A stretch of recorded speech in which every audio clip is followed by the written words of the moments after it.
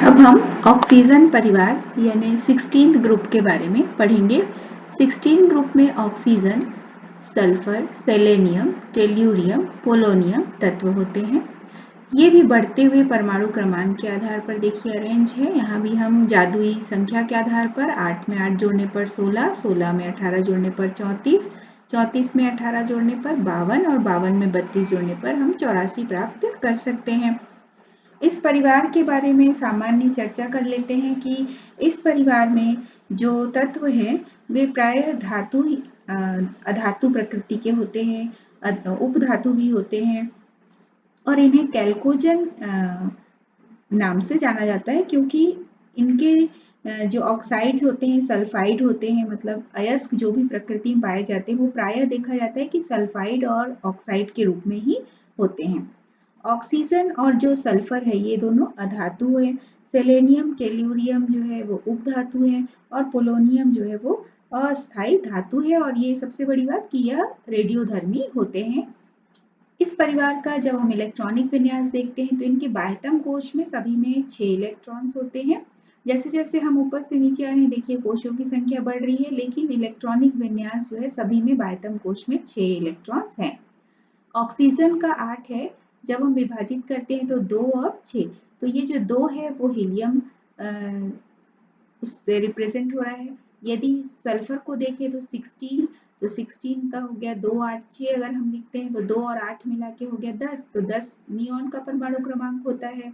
Neon एक अक्रिय gas है, तो इनको हम अक्रिय गैस के फॉर्मूला के द्वारा, अक्रिय गैस के जो भी तत्व हैं उसके प्रतीक चिन्ह को हम बड़े ब्रैकेट में लिखकर उतने इलेक्ट्रॉनों की संख्या को उसके द्वारा रिप्रेजेंट कर सकते हैं। जैसे नियॉन का 10 है और 10 और 2 12 और 4 16, ऑर्गन का 18 है तो 18 10 28 और 2 30 और 4 34 हो गया।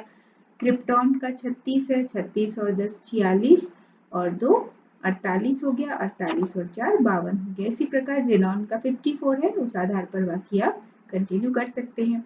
तो इस प्रकार हम इसके इलेक्ट्रॉनिक विन्यास को बहुत ही आसानी से बना सकते हैं।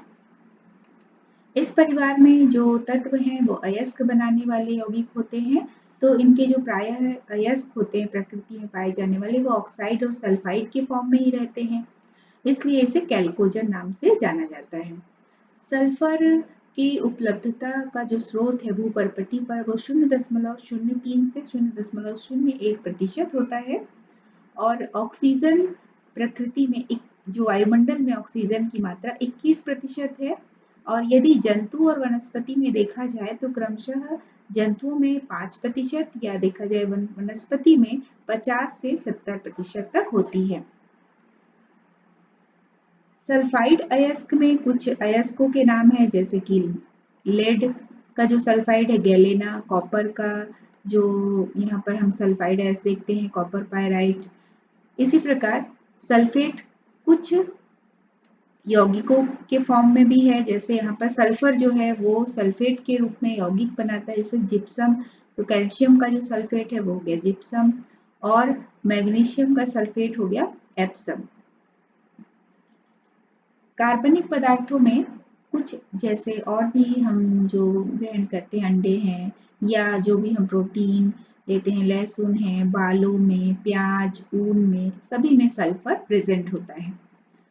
ऑक्सीजन परिवार की कुछ सामान्य जानकारी कि ऑक्सीजन जो है वो बहुत अधिक मात्रा में होता है, नॉन मेटल है, नॉन मेटल गैस होता है। सल्फर पीले रंग का होता है, यह भी अधातु है, ठोस अवस्था में होता है, लेकिन यह जो गंध में अगर देखा जाए तो ये सड़े अंडे जैसा महकता है। सेलेनियम एक नॉन मेटल है, अधातु सॉलिड है, सॉलिड यानी ठोस है, जो कि विद्युत धारा प्रवाहित कर सकता है, यानी कंडक्ट्स इलेक्ट्रिसिटी विद सनलाइट, यानी सूर्य के प्रकाश में यह विद्युत धारा का प्रवाहन भी कर सकता है। टेल्यूरियम और पोलोनियम जो है वो मेटलॉइड है या उप पोलोनियम,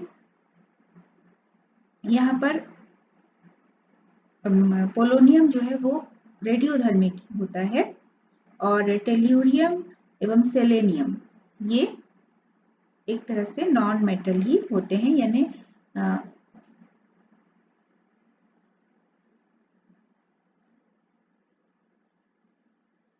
इनके बाह्यतम कोश में हम देखते हैं कि 6 इलेक्ट्रॉन्स होते हैं। इसके आधार पर इनकी रिएक्टिविटी का निर्धारण कर सकते हैं।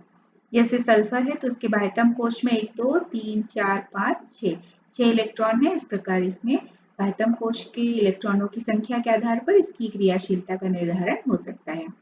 इस परिवार के जो सदस्य हैं इनके बाह्यतम कोश का इलेक्ट्रॉनिक विन्यास अगर देखा जाए NH2Np4 होता है।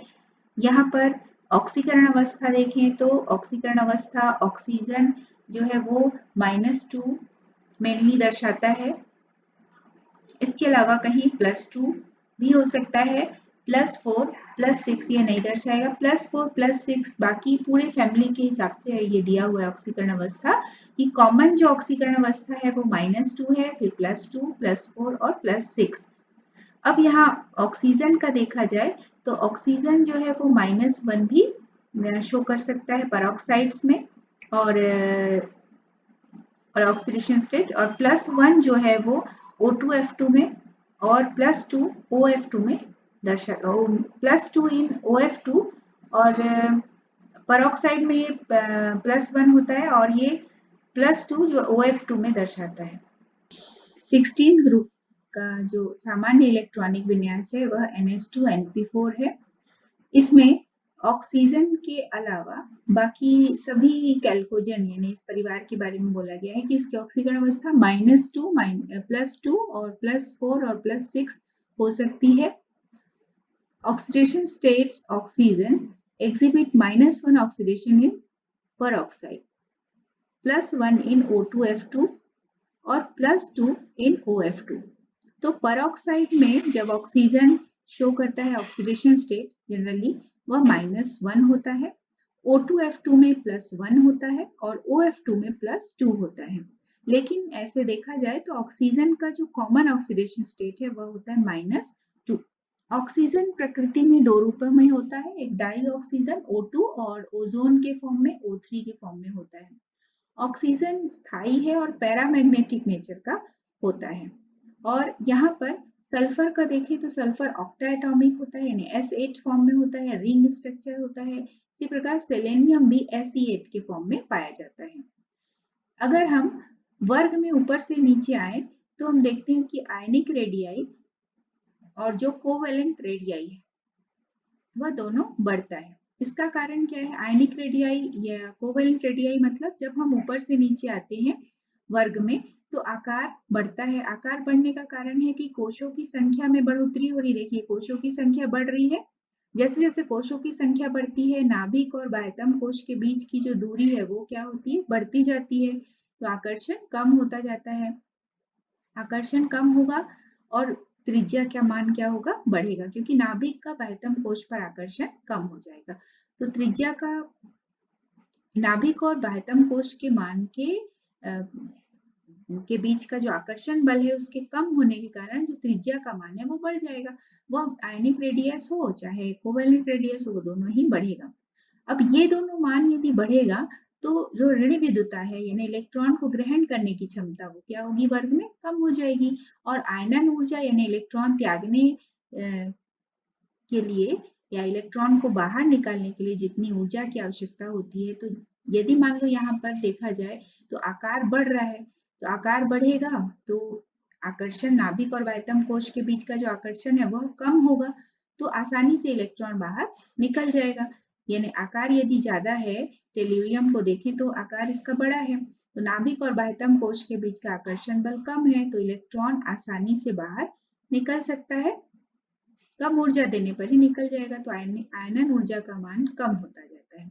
एटॉमिक मास बढ़ता जा रहा है, क्योंकि जैसे जैसे हम ऊपर से नीचे आ रहे हैं आकार बढ़ रहा है, परमाणु क्रमांक बढ़ रहा है, प्रोटॉनों की संख्या बढ़ रही है, तो एटॉमिक मास भी लगातार बढ़ेगा और साथ ही साथ उसका जो घनत्व है वो भी बढ़ता है। अब हम इसमें एक प्रश्न डिस्कस कर लेते हैं कि 15वें समूह की आयनन ऊर्जा और 16वें समूह की आयनन ऊर्जा में क्या अंतर है, दोनों में किस प्रकार के रिलेशन है। तो अगर हम आयनन ऊर्जा के केस में देखें तो हमने पढ़ा है कि बाएं से दाएं अगर जाते हैं तो आयनन ऊर्जा के मान में वृद्धि होती है। ये हमने पढ़ा हुआ है कि आयनन ऊर्जा बढ़ेगा यदि आकार कम होता है तो। लेकिन चूंकि यहाँ 15 और 16 में देखें तो इलेक्ट्रॉनिक विन्यास के आधार पर ये देखिए 1s2 नाइट्रोजन का परमाणु क्रमांक होता है 7।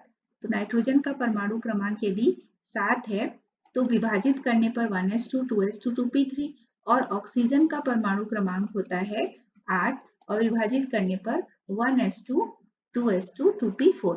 तो हम पहले से पढ़े हुए हैं कि यदि अर्धपूरित कोश है और पूर्ण रूप से भरा हुआ कोश है तो वह ज्यादा स्थायी होता है बजाय अपूर्ण रूप से भरे हुए कोशों की तुलना में। तो यहाँ पर 2p3 जो है वो अर्धपूर्ण है, अर्धपूर्ण कोश है तो यहाँ पर इसका स्थायित्व ज्यादा होगा। तो इसके स्थायित्व के ज्यादा होने के कारण इसमें से इलेक्ट्रॉन निकालना कठिन कार्य होगा, जबकि यह अपूर्ण रूप से भरा हुआ है। तो यहाँ पर अपूर्ण रूप से भरा है तो ये आसानी से इलेक्ट्रॉन, इसकी तुलना में इसका स्थायित्व कम हो जाएगा। तो यहाँ पर जब इलेक्ट्रॉन निकालना कठिन है तो आयनन ऊर्जा का मान भी इसका कम होगा। तो यहाँ पर देखना है कि प्रथम आयनन ऊर्जा यानी पहले इलेक्ट्रॉन को निकालना किसके लिए कठिन है। तो पहले इलेक्ट्रॉन को निकालना 15वें समूह के लिए कठिन है, क्योंकि यह एक स्थायी संरचना हो गई। यहाँ सिर्फ एक लाइन लिखना है आपको कि अर्धपूरित कक्षक और पूर्ण रूप से भरे हुए कक्षक अधिक स्थायी होते हैं बजाय अपूर्ण रूप से भरे हुए कक्षकों की तुलना में, क्योंकि अर्धपूरित कक्षक से इलेक्ट्रॉन को बाहर निकालने के लिए बहुत अधिक ऊर्जा की आवश्यकता होती है। विद्युत ऋणात्मकता को देखा जाए तो ऑक्सीजन की विद्युत ऋणात्मकता फ्लोरीन के बाद होती है। मतलब फ्लोरीन पूरे आवर्त सारणी में फ्लोरीन का आकार बहुत छोटा होता है, उसकी विद्युत ऋणात्मकता सबसे अधिक होती है। जैसे जैसे वर्ग में ऊपर से नीचे आते हैं तो यह कम होता जाता है, विद्युत ऋणात्मकता का मान कम होता जाता है। और जब विद्युत ऋणात्मकता का मान कम हो रहा है क्योंकि आकार भी बढ़ रहा है, इलेक्ट्रॉन को ग्रहण करने की प्रवृत्ति इसकी कम हो जाती है।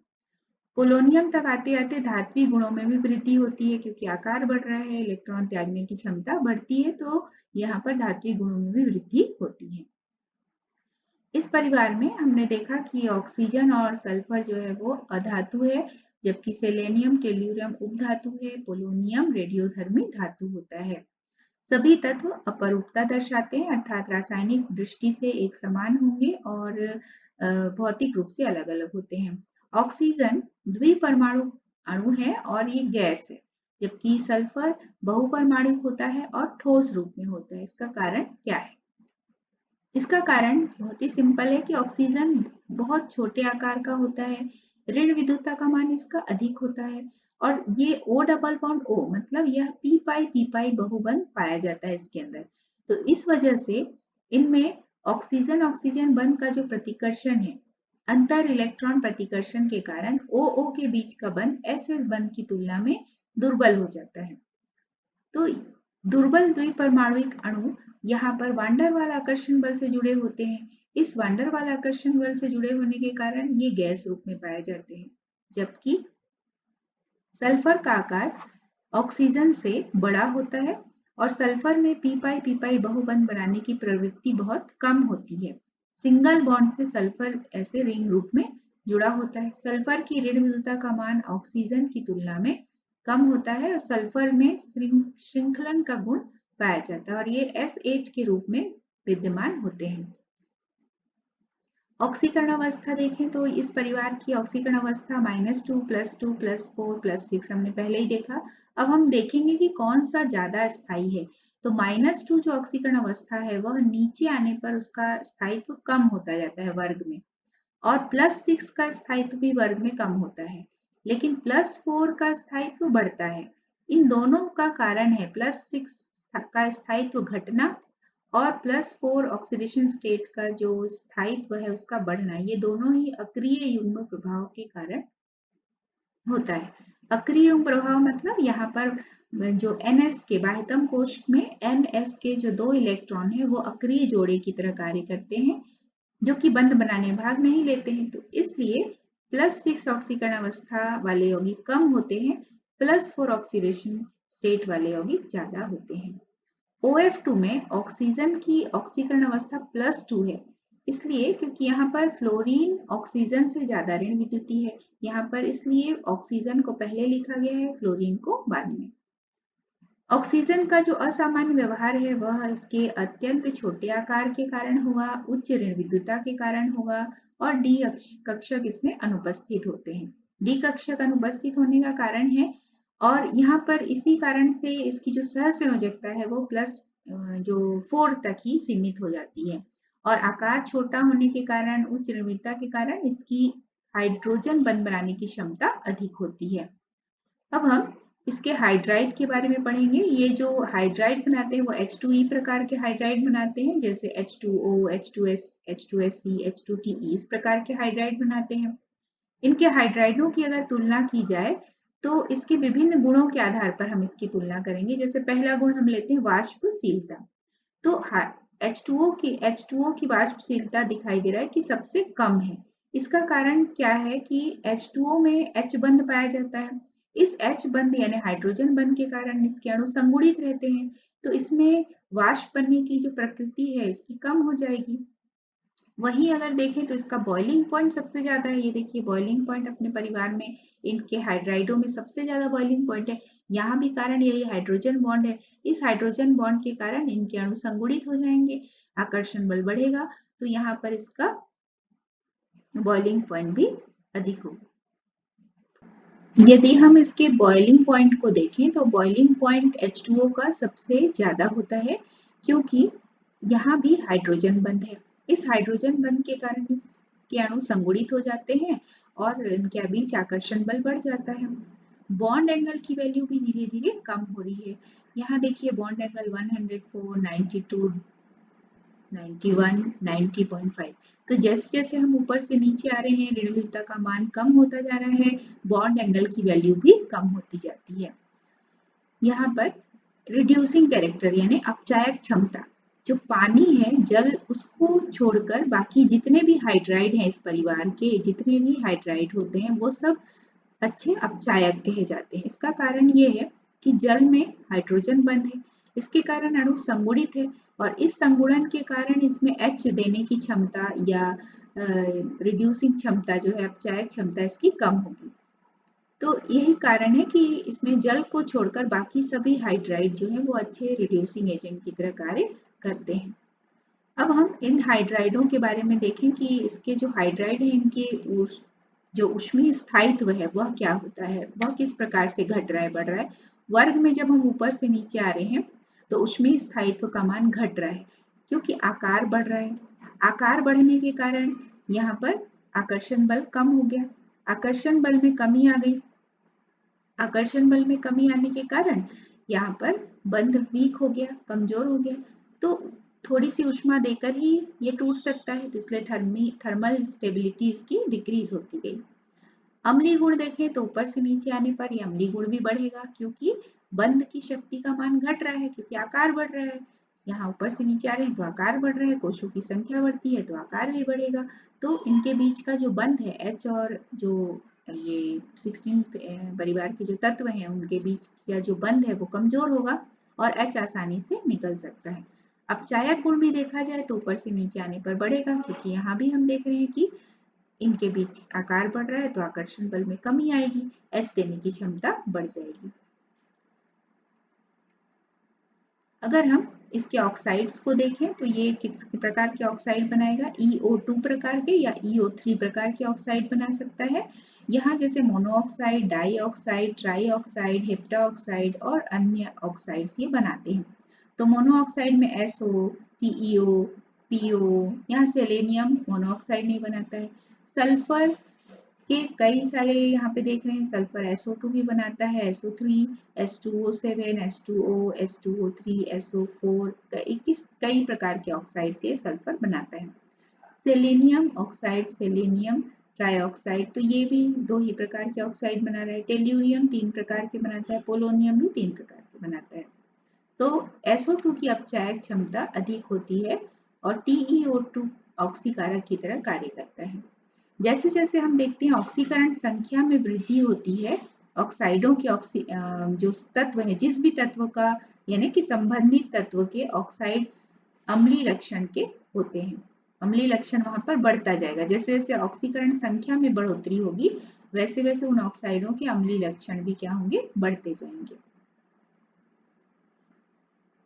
हैलाइड निर्माण यदि देखा जाए तो इस परिवार के जो हैलाइड्स होते हैं वो अलग अलग माने फ्लोरीन, क्लोरीन, ब्रोमीन, आयोडीन के साथ अलग अलग प्रकार के हैलाइड्स बना सकते हैं। जैसे फ्लोरीन के साथ बनाए तो OF2, O2F2, क्लोरीन के साथ ClO2, Cl2O7, सल्फर यदि फ्लोराइड के साथ बनाएगा तो S2F2, SF4, SF6, S2Cl2, SCl2, S2Br3, इस प्रकार से ये कई प्रकार के हैलाइड बना सकता है।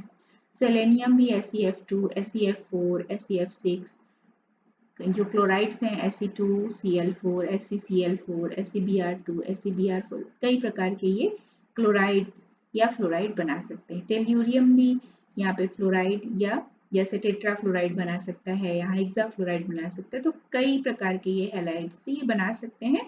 डिपेंड करता है कि वो कौन से ऑक्सीकरण अवस्था को दर्शाते हैं। यदि 6 है तो EX6, 4 होने पर EX4, 2 होने पर EX2। तो इस प्रकार की जो ऑक्सीकरण अवस्था के आधार पर ये विभिन्न हैलाइड्स का निर्माण कर सकते हैं। यहाँ देखा जाए तो जो हेक्साफ्लोराइड होते हैं उसमें से जितने भी फ्लोराइड्स है उसमें जो फ्लोराइड्स होते हैं मतलब हेक्सा हैलाइड जितने भी हैं, जितने भी हेक्सा हैलाइड्स होते हैं उसमें जो हेक्सा फ्लोराइड है वो सबसे ज्यादा स्टेबल होता है और ये गैसियस होता है नेचर में और ऑक्टाहेड्रल यानी अष्टफल की संरचना दर्शाते हैं। इसमें जो SF6 है इसमें संकरण होता है sp3d2 ऑक्टाहेड्रल शेप होता है। SF4 की संरचना यहाँ पर देखिए सीसॉ प्रकार की होगी। SF4 हो चाहे CF4 हो चाहे TeF4 हो, इन सब में जो संकरण है वो sp3d होगा और संरचना इसकी सीसॉ प्रकार की होगी। लेकिन सब देखिए स्टेट अगर देखा जाए, अवस्था देखा जाए तो एक सल्फर का जो टेट्राफ्लोराइड है वो गैस नेचर का है, सेलेनियम का टेट्राफ्लोराइड द्रव नेचर का है, टेल्यूरियम का टेट्राफ्लोराइड ठोस नेचर का है। लेकिन स्ट्रक्चर वाइज ये सीसॉ स्ट्रक्चर दर्शाते हैं।